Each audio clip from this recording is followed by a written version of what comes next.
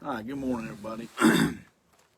So I'm a minute later, but I don't know. I had some issues with the computer, couldn't get it to cut on, so then I had to use my phone. So, trying to get that all set up and adjusted here.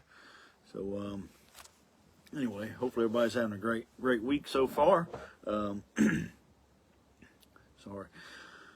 Uh, anyway, I'm going to open this one in a word of prayer, and we'll get started with the lesson this morning. So, we'll go ahead and do that. God, we come to you this morning, Lord. We just thank you for loving us. Thank you for keeping us safe, Lord. We just thank you for all your many blessings, Lord. We just pray that you be with us now as we go through this lesson, God. Pray that you open our hearts, open our minds. Let us absorb everything that you've laid out there for us, dear Lord. And we just thank you for all your many blessings. In Jesus' name I pray. Amen. All right. So last week we continued going through 2 Samuel chapter 3. And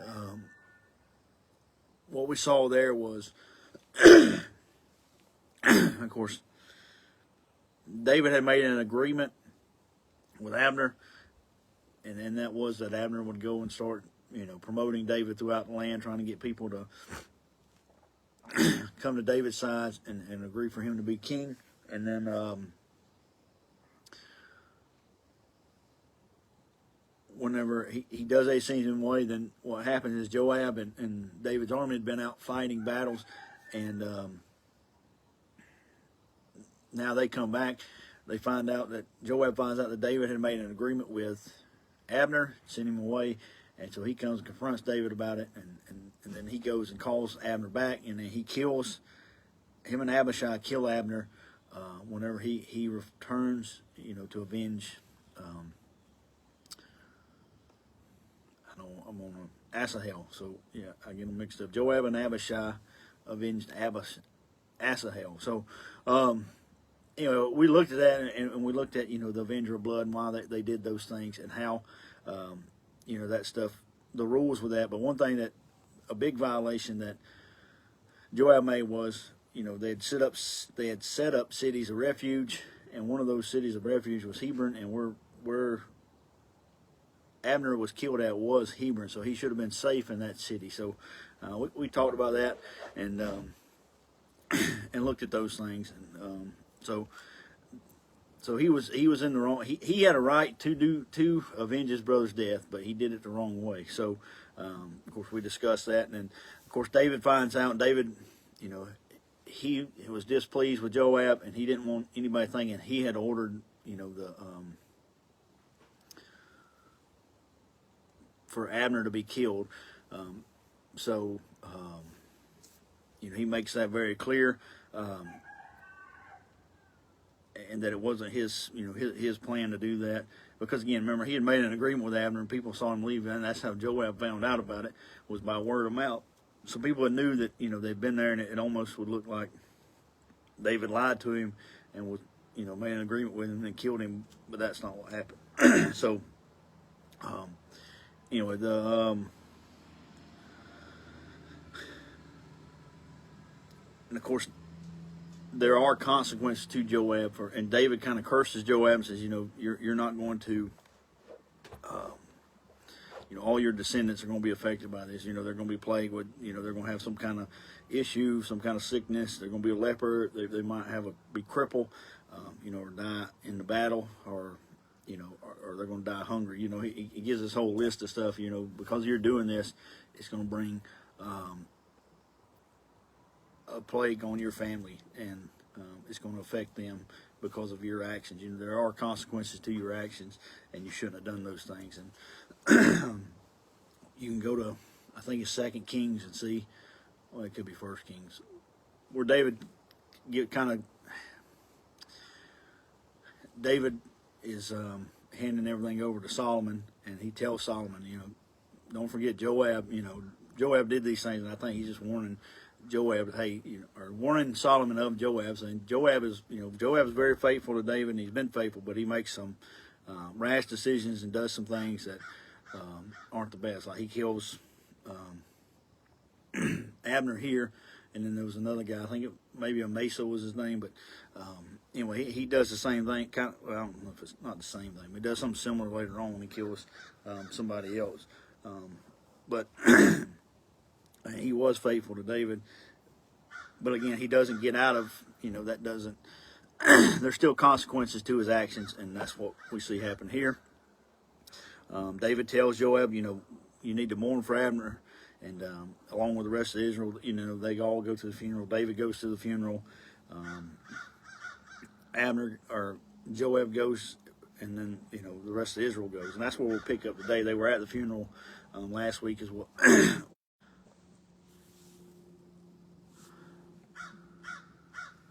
It looks like everything's working. Sorry about that. I have an alarm to go off, so I know when it's about time for me to start teaching. And I guess instead of cutting off, it was laying on my desk, and I think Nate he must have hit the snooze button instead of cutting the alarm off. So, so anyway, sorry about that. So that's where we pick up. They're at Abner's funeral. So we're going to start in 2 Samuel chapter 3. Verse 32 is where we're going to start at. It says, and they buried Abner in Hebron. So this is where, they took Abner to his grave and they buried him.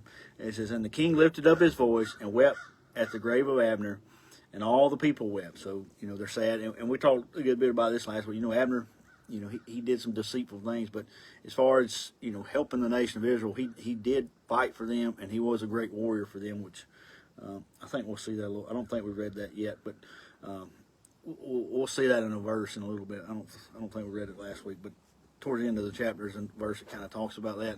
So we'll talk about that in a little more detail when we get there. But anyway, David and they are mourning him, and I think it's they're not just going through the motions. There is a reason they're sad about it. He did the same thing with Saul and Jonathan. So.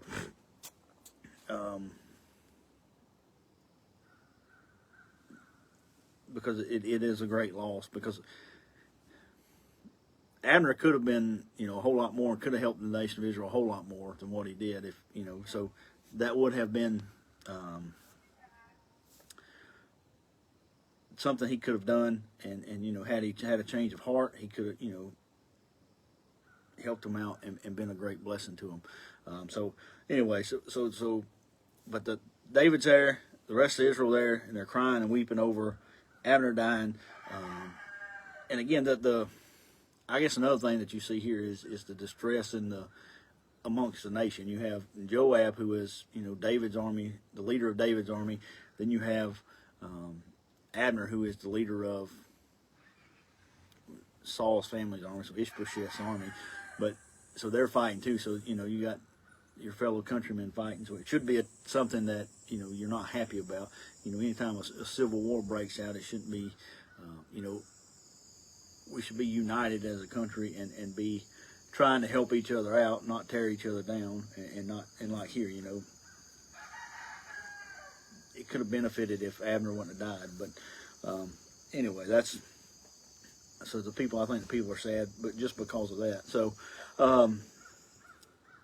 Verse 33 says, and the king lamented over Abner and said, died Abner as a fool dies. So, and there's a question mark there. He's not saying that Abner was a fool, and I think it almost seems like that to start it off. But I think he's saying there that Abner was tricked into coming back, and so he wasn't, because there was peace between Abner. David had made a peace agreement, so Abner had no reason to be susceptible to or to think that he was going to be tricked and that he was going to be killed. He had just left. He said, well, maybe David forgot to say something, and so I'll go back and we'll see what he wants. And then when he got there, of course, Joab took him to the side and killed him. So I think David here is trying to say he wasn't foolish when he died. He just, he walked into something that should have been a peaceful situation, and he was killed. Verse 34 says, thy hands were not bound, nor thy feet put in the fetters. As a man falleth before wicked men, so fellest thou. And all the people wept again over him. So here, he's saying he wasn't tied up and brought and killed. I think maybe he may be alluding to that. He didn't get the fair trial he deserved. He should have been arrested, should have been brought, and had a trial in Hebron. That was the purpose of the refuge city, was so that when a person had committed a crime, they could come to the refuge city and be protected until there was a fair trial, and then once the trial was over, then they're if they were found innocent, or I don't know if really innocence. If the intent of so particularly murder, if they unintentionally killed somebody, then they could stay at the refuge city until the priest died that was in office when they were convicted. If they killed somebody intentionally, then they were released to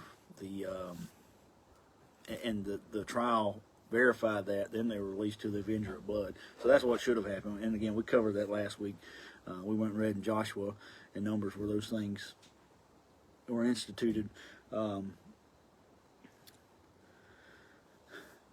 anyway, David is, he's saying that, if you were tied up and brought, and wicked men could have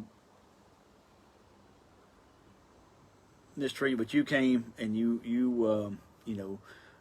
walked into a situation and you were deceitfully killed, I guess is what he's saying. So he's just saying that it wasn't he wasn't being wicked when he died. We know that Abner, his reputation, he had a little bit of he had done some things that where he wasn't loyal to the house of David, and when Ishbosheth questioned him about something, he turned on him and said, "I'll just go support David then." And then he's done some questionable things, but he wasn't doing that when he died. He had made an agreement with David, and he was upholding that end of the agreement, and he was killed doing that. Verse 35 says, when all the people came to the cause, so all the people are weeping, and they have a funeral, and then we see here, verse 35, it says, and when all the people came to cause David to eat meat, while it was yet day, David sware, saying, so do God to me and more also, if I taste bread or aught else, till the sun be down. So he's saying, that they try to get them to eat, and I don't know, we do this today a lot of times, whenever somebody passes away, we'll have a meal for them at the church, and just to be a blessing to them, not only just to help them out, because you probably don't feel like going home and cooking and doing all those things, but also it gives a little bit of time of fellowship and some time, just to be there and support them. I guess spiritually, and try to be a blessing to them. And so it seems like they were doing the same thing here. But David said, Abner was killed deceitfully, and we're going to fast. I'm going to fast and wait until tonight to eat anything is a way. And remember, fasting was one of the purposes of fasting was to mourn. That was part of the mourning process. There are other purposes of that, but that was one of the things that they did. They would fast, and that's what David's doing here. And so he's saying, if I eat anything today before the sun goes down, then then I want God to kill me, because I want to honor Abner, and again, shows the seriousness, I guess, that David was, the significance that David took with Abner being killed deceitfully, and that it wasn't something he was happy about. And again, we look at all these people. These are all people. We'll see it in chapter 4 when we get to it today. Most of these people are people that wanted to cause David harm. I mean, Abner was there with Saul trying to hunt down David and kill him in the wilderness. And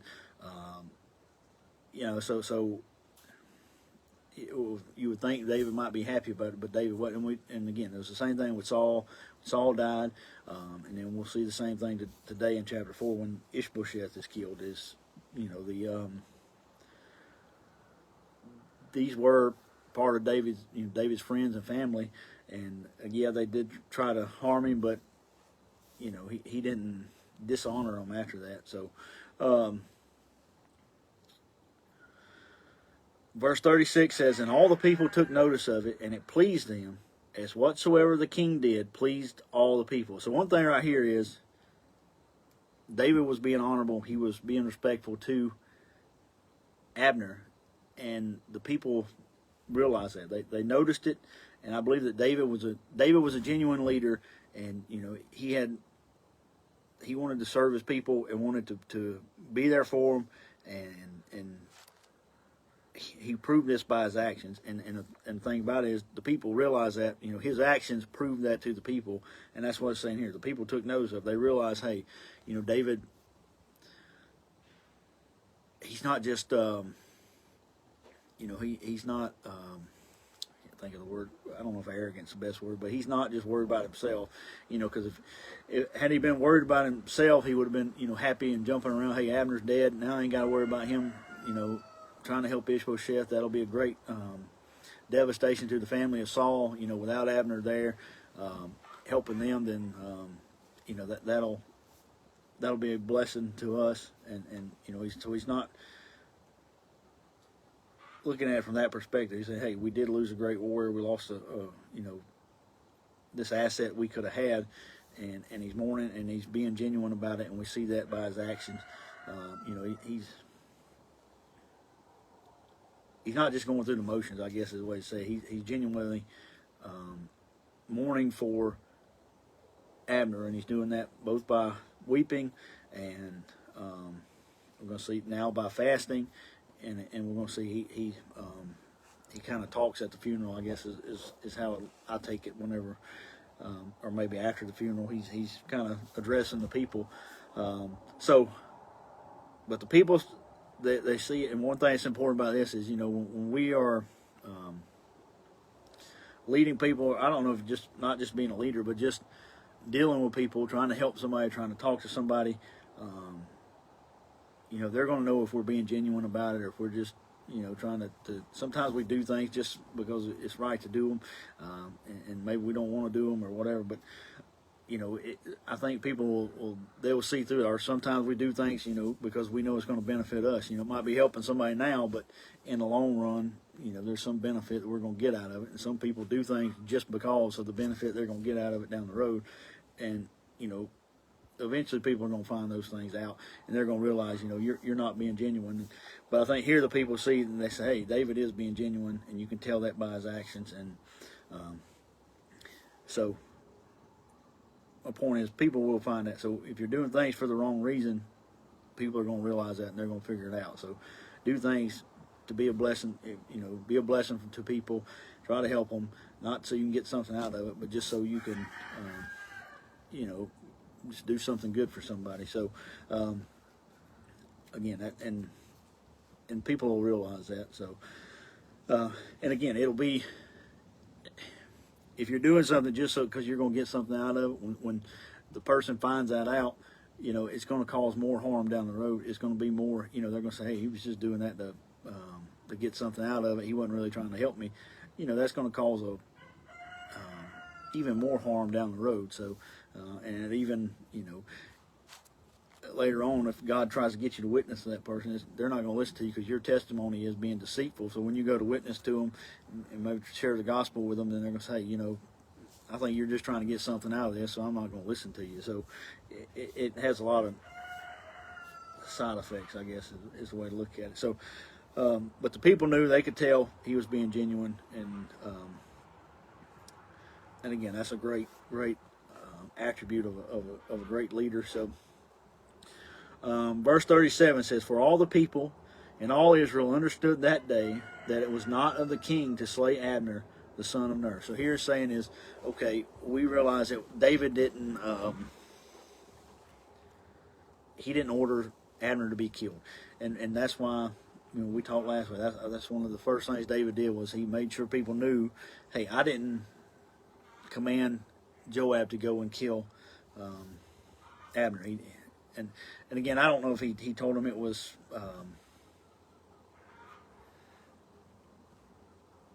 Joab specifically that did it. It seems like he talked to Joab privately, but verse 39, he does talk about the sons of Jeriah when he's addressing the people. So I don't know. I don't think he told the people, but maybe he just alludes to it a little bit as he's talking to the people. But anyway, verse 37, we see the people do know that it wasn't David's.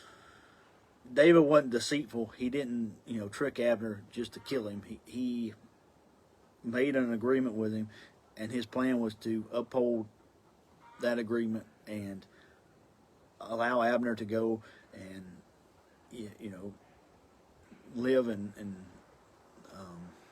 promote the people to come to David, and who knows what would have happened after that. We didn't see none of their agreement. David just said, if you bring me Michal, my wife, back, then, I'll make an agreement with you. And Abner did that, and Abner, even before he went and talked to David, he started promoting David. So, who knows what would have happened once, David becomes king. But anyway, but the people know that Abner was killed by Joab, and it wasn't, or they know Abner was killed. I'm not trying to contradict myself, but they know Abner died, and he was killed, and it wasn't David who ordered him to be killed. It wasn't part of the trick of David, or any of those things. So, verse 38 says, "And the king said unto his servants, Know ye not that there is a prince and a great man fallen this day in Israel?" So again, he's talking about Abner here. He's saying, Abner, he was a great warrior. He fought besides, he was loyal to Saul. He fought with Saul. And, so we did lose a great asset. And that's what I was talking about earlier. So, there is, we have a reason to mourn for Joab. Not Joab. Golly, I can't keep nothing straight.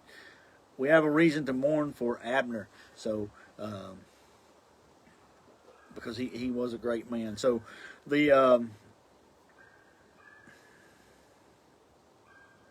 that's what so David is talking to these people, and he's just trying, again, showing them that, hey, I do see, what Abner did, and it shows, I think this is showing the people too that, hey, David, even though Abner and David didn't agree on everything, they had came to an agreement. They were both going to do something, and David upheld that even with Abner being dead.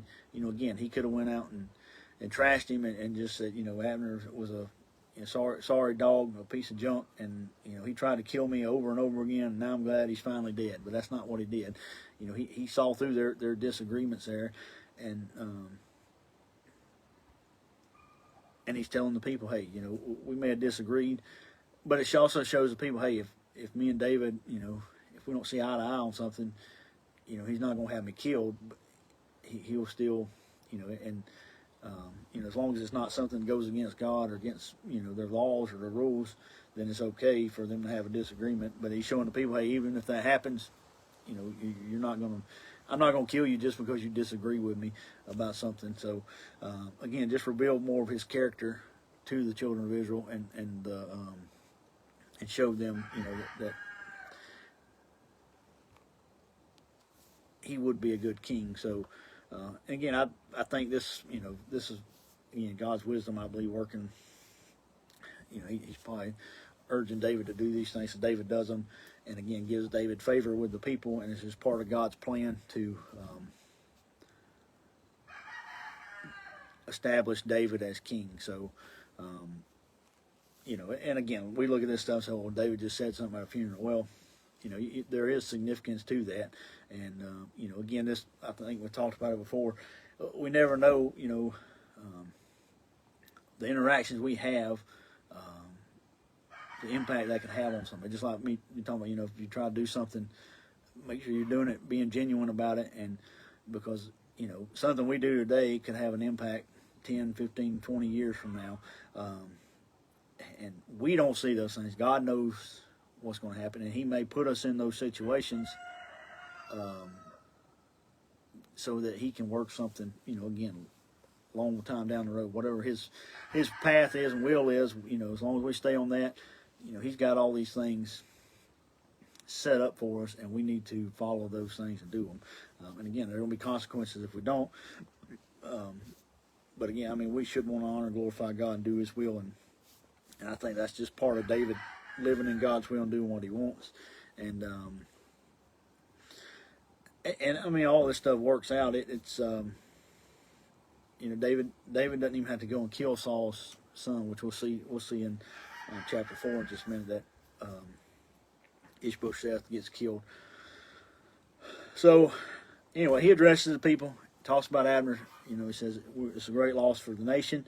And verse 39 says, "And I am this day weak, though anointed king, and these men, the sons of Zeruiah, be too hard for me. The Lord shall reward the doer of evil according to his wickedness." So,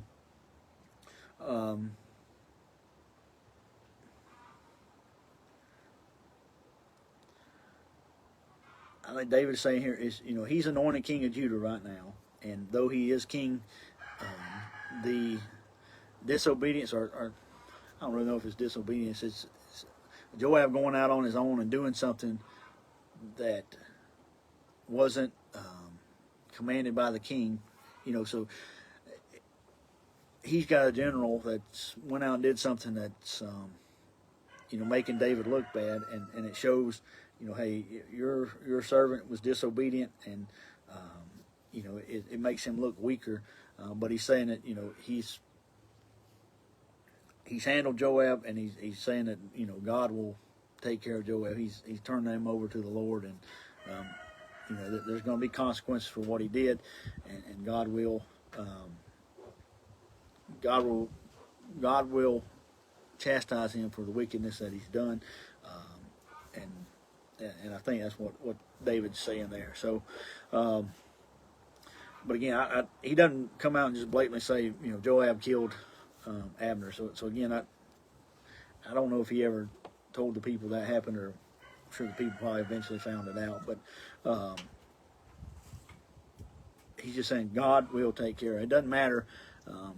And sometimes there are things that are going to happen, and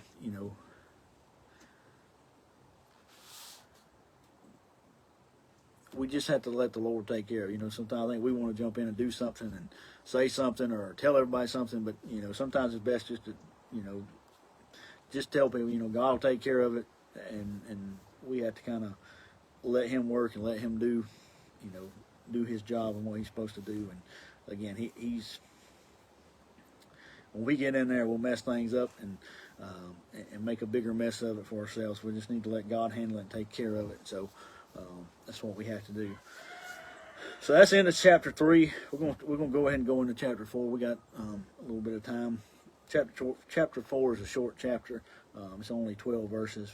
I was thinking we might get through it all today, but I don't know if we will or not. But anyway, we'll get started with it. So 1 Samuel chapter 4, verse 1, it says, "And when Saul's son heard that Abner was dead in Hebron, his hands were feeble, and all the Israelites were troubled." So, and I don't know. And one thing I thought was kind of interesting is here we see it doesn't refer to him as Ishbosheth right here. It refers to him as Saul's son, and I don't know the significance of that, but it is different. But anyway, when it says Saul's son, it is talking about Ishbosheth. So he's saying he hears that Abner has died. So remember the last time he saw Abner, Abner said, "Well, I'm going to go and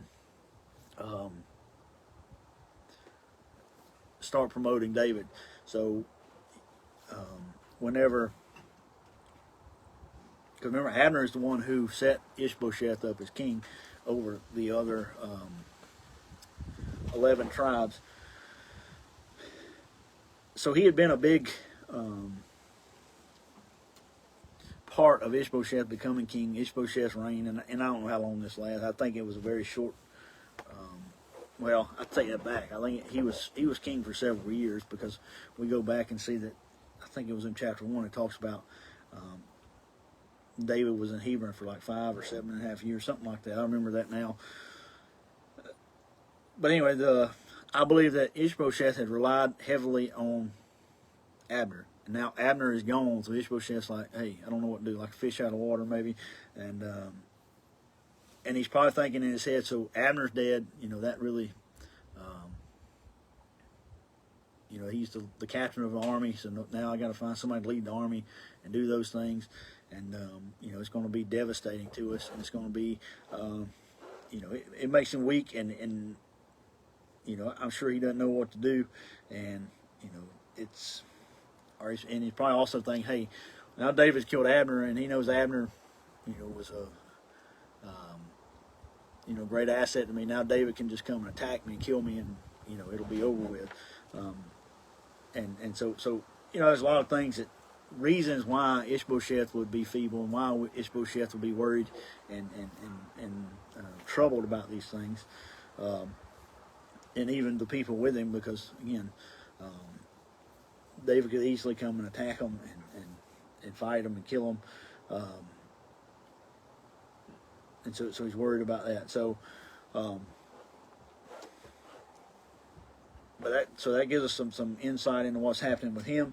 Verse 2 says, and Saul's son had 2 men that were captains of the bands. The name of the one was Baanah, and the name of the other Rechab.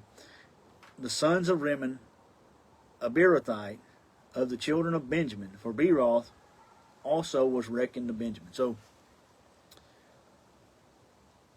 let's read verse 3. It says, and the Beerothites fled to Gittim and were sojourners there until this day. So, what is that saying? So, and my speculation is these were the 2 men under Joab, not Joab,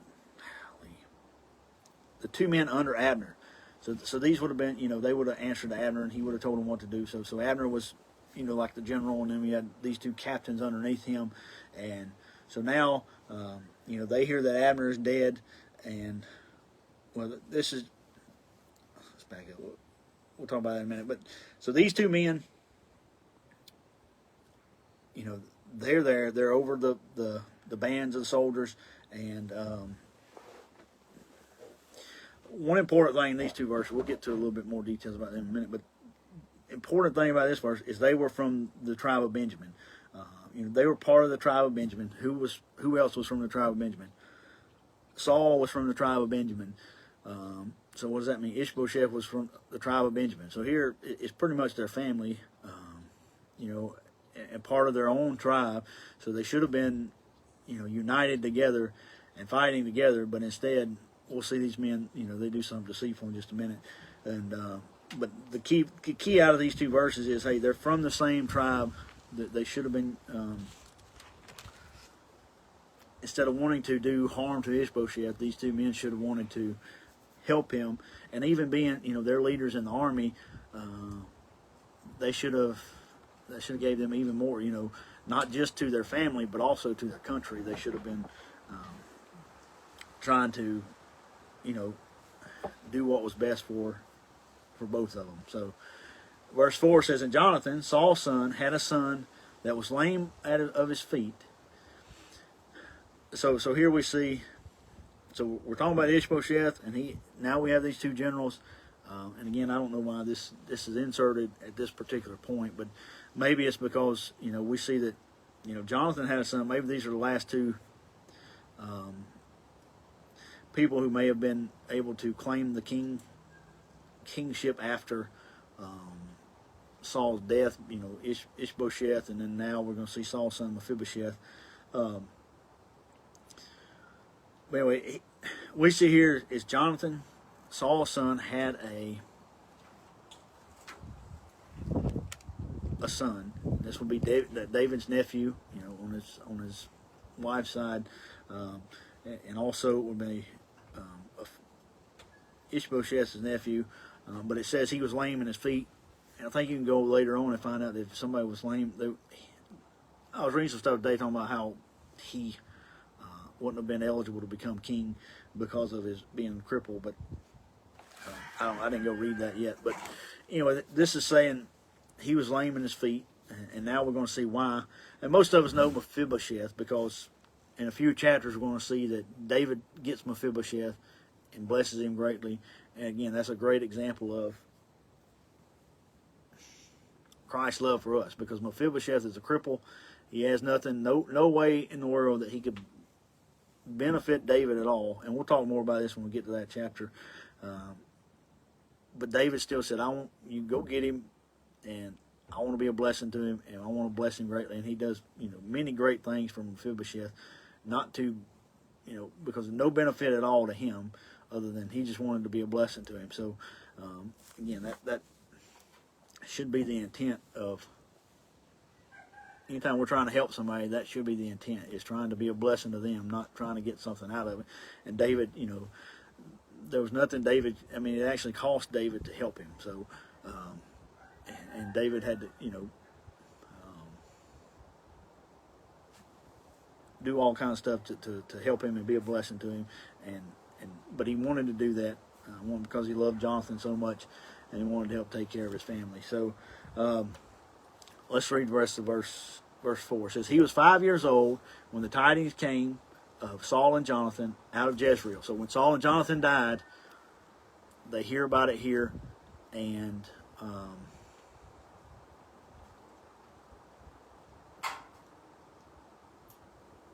when they hear about it, this is what happens. It says, and his nurse took him up and fled. And it came to pass, as she made haste to flee, that he fell and became lame, and his name was Mephibosheth. So they hear that Saul and Jonathan have died, and now they're thinking, hey, there's going to be a revolution, or David's going to come back, and we're all going to get killed. And so they say, we need to go and hide somewhere and see what's going to happen next, because Mephibosheth, before he was crippled, he would have been able to maybe become king, and so they want to have. But during that process, he's fell and got crippled, and he's lame now, and he can't really do anything. But again, that verse is there. That's who Mephibosheth is. We see him introduced here, and again, I don't know why the verse here, other than that's where the Lord wanted to put it. So, but we'll come back to this probably whenever we're talking about Mephibosheth, and we'll see why how he became lame. So,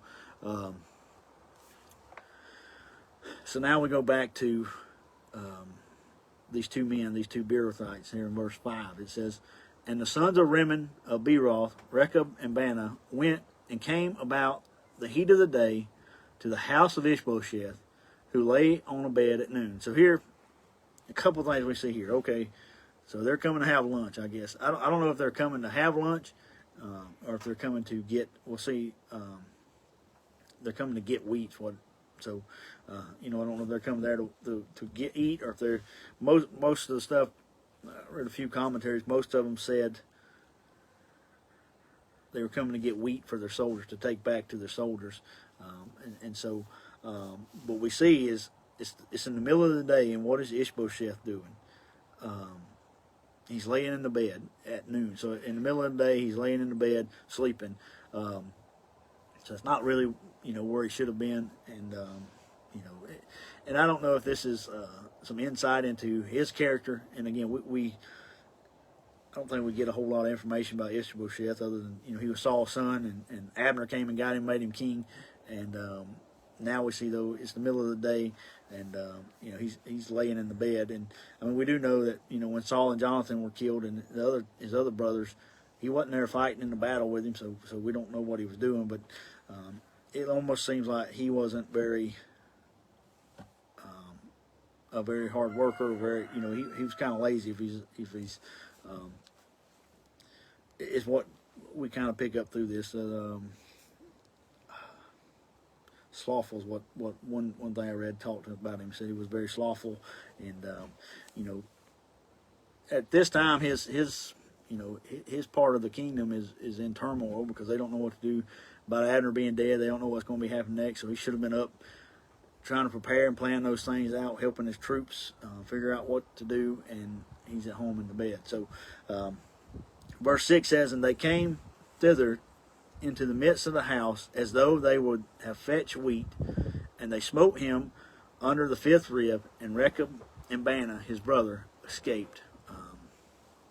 So there we see they came to get wheat, like I said, and when they find out he's in the bed, they smote him under the fifth rib. Fifth rib's tough, and that's how I think Abner was killed, and Asahel, and now Ishbosheth. They're all get smote under the fifth rib. So must have been a popular way to kill somebody back then. I just thought that was kind of interesting. That's how all of them were killed. But anyway, they kill him and they escape. verse 7 says, "For when they came into the house, he lay on his bed, in his bedchamber, and they smote him, and slew him, and beheaded him, and took his head, and gat them away through the plain all night." So here we see that they come in, and again, I don't know if their intent was to come and kill him. That's kind of, when I first read it, that's kind of the way I took it. Hey, they came in, they said, well, let's go kill Ishbosheth, and we'll go and say we're going to get wheat, and we'll kill him, and you know, they kind of lied about why they were there. But then when I read verse 7, it almost seems like they come in to get food for them and their soldiers, and they said, well, you know, where's the king at? What's he doing? And they said, oh, he's in the bed. And then maybe they got mad and said, hey, you know, we're out here working our butts off trying to figure out what to do, and he's in here sleeping. And so maybe they said, well, we just need to kill him, and we can, you know, we can turn. And again, we'll talk more about this next week. I think we're out of time now, but that's what they do. They kill him, and I think that was probably, I don't know if their intent was coming there to kill him, but I think after reading verse 7, it looks like, hey, they came in, he was in the bedchamber, and so they said, well, you know, he shouldn't be doing that. And again, they had no right to do this, but they killed him, and again, they beheaded him, and they escaped out of the house. So we'll see next week what happens to them whenever David finds out. It's similar to the Amalekite that came and told him that he killed Saul. So anyway, that's what's happening there. So we'll start there. I think we're out of time. Anyway, so the Amalekites, or no, shouldn't even start talking about that. These two men, they kill Ishbosheth. So we see Abner dies, Israel mourns. After that, there's distress in Ishbosheth's house and amongst his army, and now he has two of his family members come, and they kill him basically. And we'll see, you know, what their intent was next week to their reasoning for killing him. You know, it's because they want to come to David and get a reward. That's the same thing that the Amalekite did that we'll talk about. So anyway, that's what's happening here. We'll pick back up again next week. Thank y'all for coming and listening this morning. I'm going to close us in a word of prayer, and then we'll cut the video off. Dear Lord, we come to you this morning, God. We just thank you for letting us be able to gather here and study your word together. And we just thank you for giving us your word that we can study together, Lord. Thank you for blessing us. Just pray that you be with the ones who couldn't be with us today. And just thank you for all you do for us, Lord. In Jesus' name I pray. Amen. Also forgot, as usual, we invite everybody to come to church with us, just in case somebody new is watching. We have Sunday school this morning at 10. We have church at 11, church again tonight at 6, and then church on Wednesday nights at 7. So if you can come and join us in person, we'd love to have you. If not, hopefully we'll be able to see you again virtually next week. So thank y'all for your time this morning, and I pray y'all have a blessed week.